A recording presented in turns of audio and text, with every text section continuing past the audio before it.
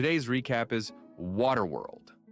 In the far future, the polar ice caps have melted, raising sea levels to the point where all land has been submerged. Our protagonist, known only as the Mariner, returns from a dive and notices a nearby boat operated by someone claiming they didn't board. As they talk, the Mariner mentions, "I've seen that boat before, I haven't seen you." The stranger admits that the previous owner was dead when he found it and informs the Mariner of an atoll 8 days east if he's in need of supplies. The Mariner reminds him that when two drifters meet, something needs to be exchanged. The stranger is aware of this code, but says this one is free. The Mariner, skeptical, replies, "Nothing's free in Waterworld," prompting a dismissive chuckle from the stranger. After noticing smokers in the distance, the stranger begins to sail away, revealing to the Mariner that he stole his limes. A chase ensues, with the smokers impressed by the Mariner's unique boat, and they begin to pursue both men. The Mariner secures his safety by catching up to the stranger's boat and destroying its sail, offering a cheeky gesture before continuing his journey. "I hope the limes were worth it, buddy." Days later, the Mariner arrives at the atoll, but they tell him to jog on, since they already have enough traders. Their tune changes when he holds up a jar of dirt, a now precious commodity. They open the gates and let him in. Once docked, the Mariner plays a cheeky prank on the local midgets, but his fun is interrupted by some guy who warns him not to make trouble and says he has only 2 hours. That's fine, though, because the Mariner only needs 1.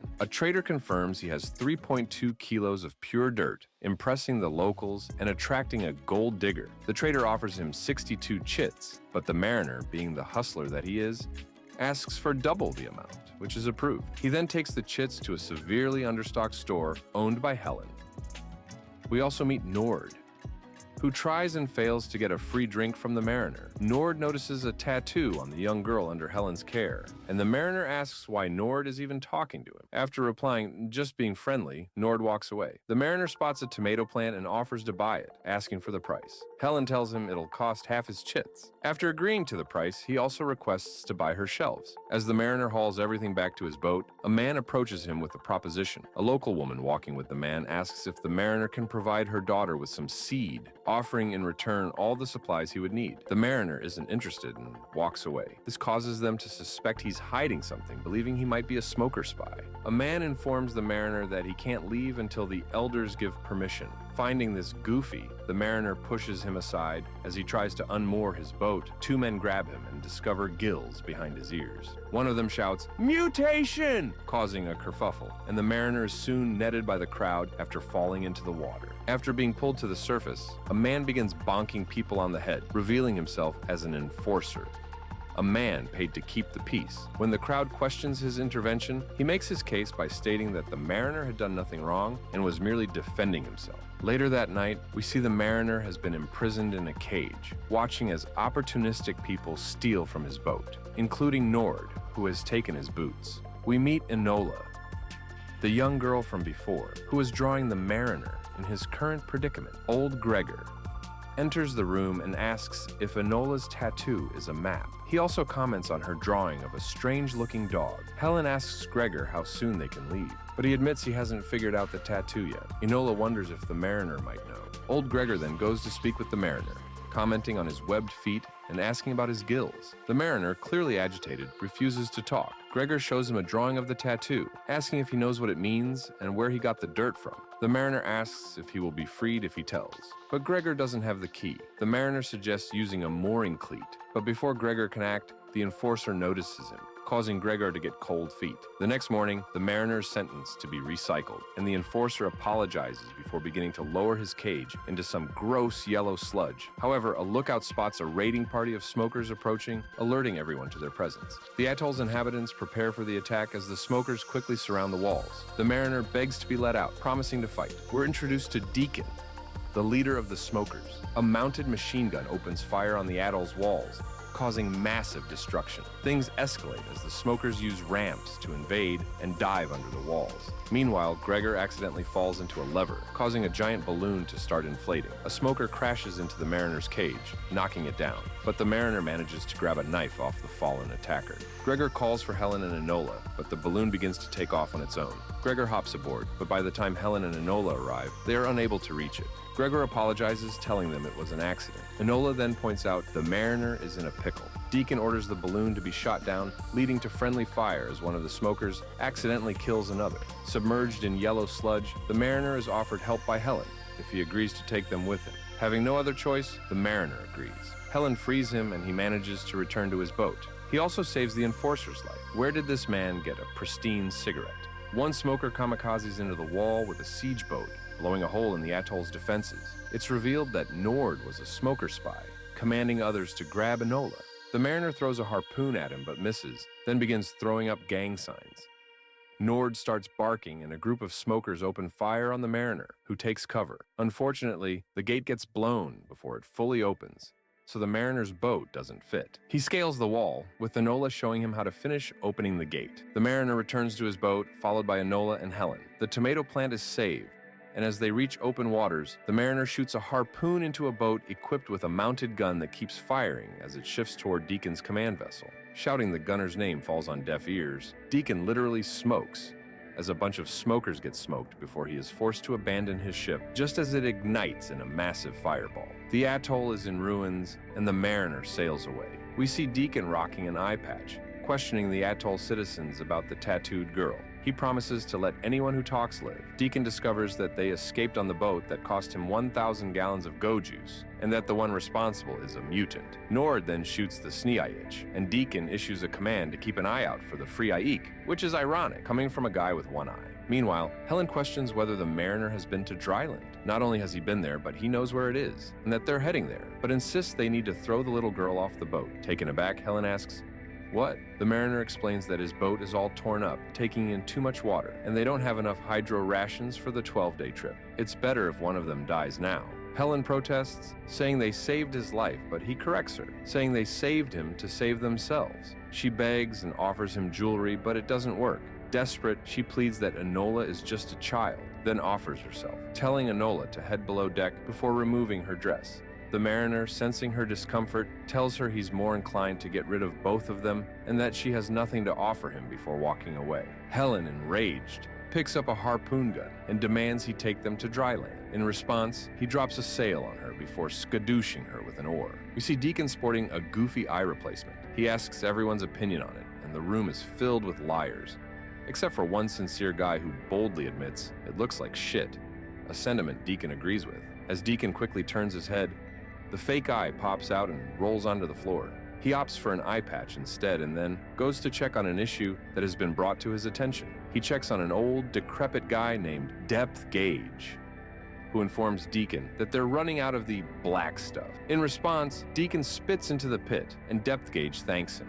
Back with the mariner and his companion, we see he has decided to keep them around after all. One day, Enola tells the tomato-snacking mariner that he's not so tough. He responds by telling her she talks too much, and she quips that he'd be less ugly with a haircut. The mariner responds by throwing her overboard. A distressed Helen informs him that Enola can't swim and promptly slaps him before diving into the water to save the girl. Feeling guilty, the mariner turns the boat around to rescue them. Helen thanks him but demands he never lay hands on her again. However, the mariner is distracted by an approaching plane. He tells Helen to shut up, and as the plane gets closer, Enola starts waving, only to receive a cheeky head slap from the mariner. The plane opens fire on the boat, and the mariner heads below deck to gear up, while Helen takes aim with a harpoon gun. Just as she fires, the mariner shouts, "No!" and we see the harpoon is attached to a cable. Not only did Helen hit the plane, but she also struck the man operating the machine gun. The harpoon gun, now attached to the plane, is ripped from its hinges and lodges itself into the sail. The plane continues to circle, wrapping the cable around the boat with each lap. The pilot eventually shoots the cable, freeing the plane, but this causes the boat to violently swing in one direction. The mariner, who had climbed the sail, is ejected into the water as the plane flies away. Seeing the damage to his boat, the mariner pulls out a knife, pins Helen down, and begins going to town on her hair, then telling her to never touch anything on his boat again. Enola has something to say.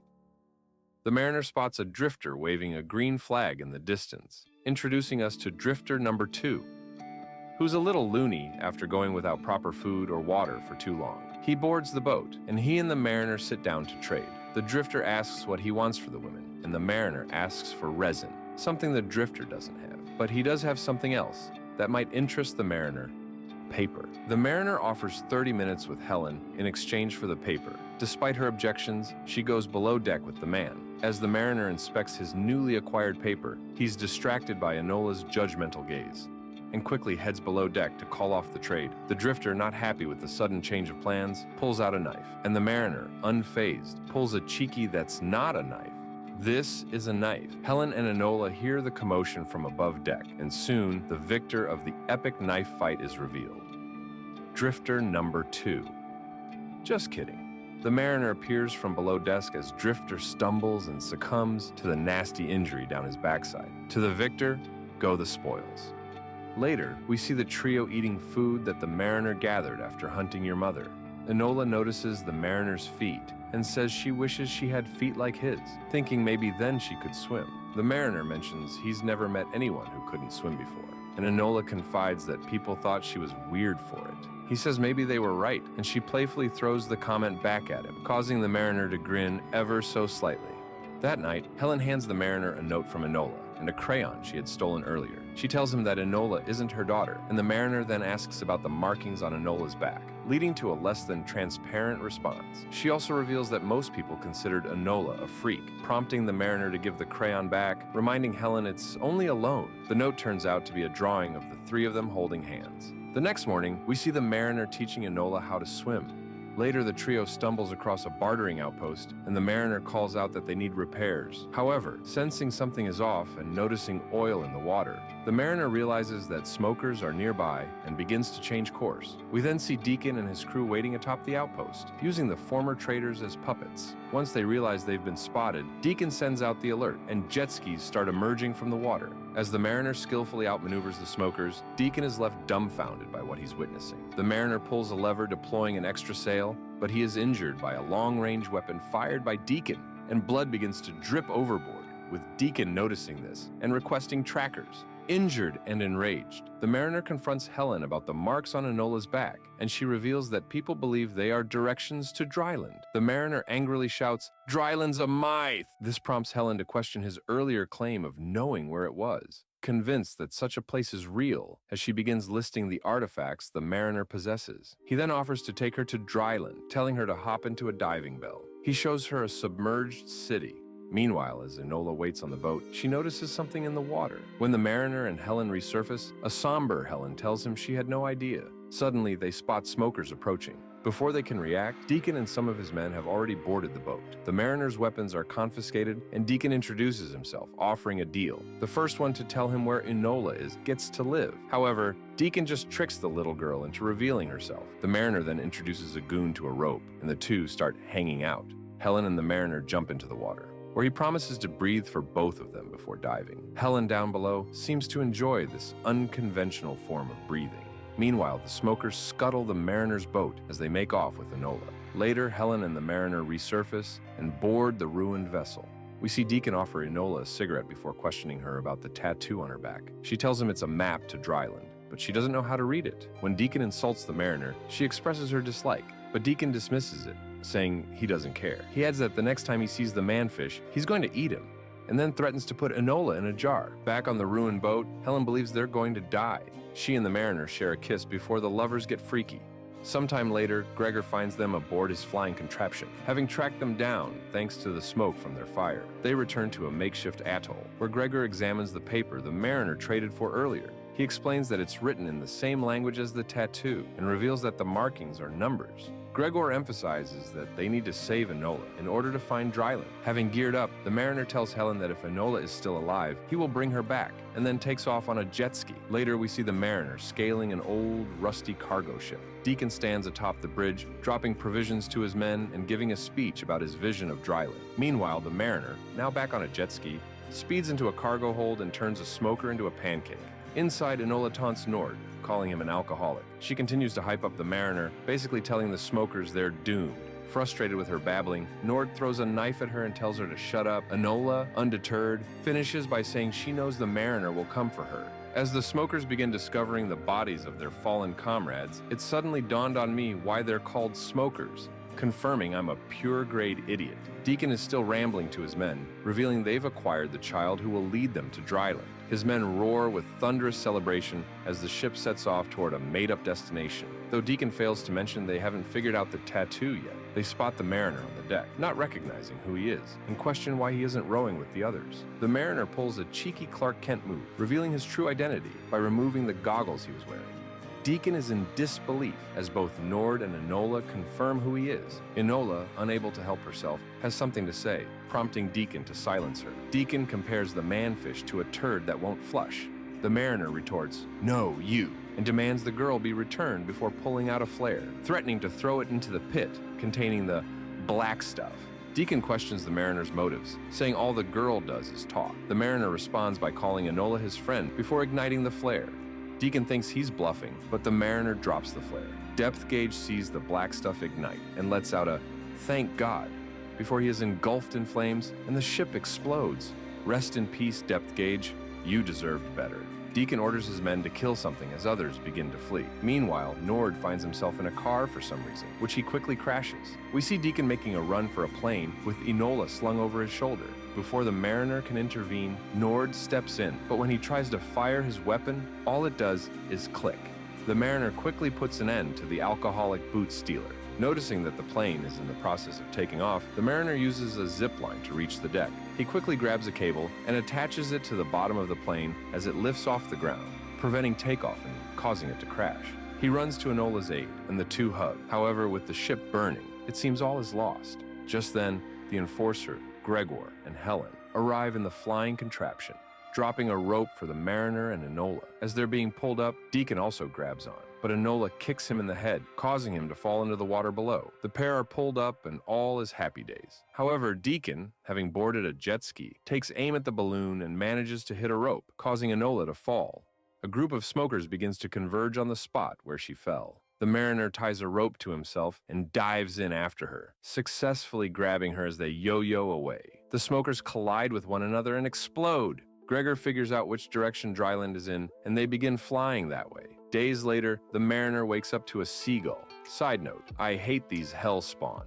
Fascinated by the annoying creature, he stands to see land in the distance. Everyone is amazed by the newfound lands and discovers it has been previously inhabited by people who have long since passed. Enola enters and finds a wind-up music box that declares, "I'm home."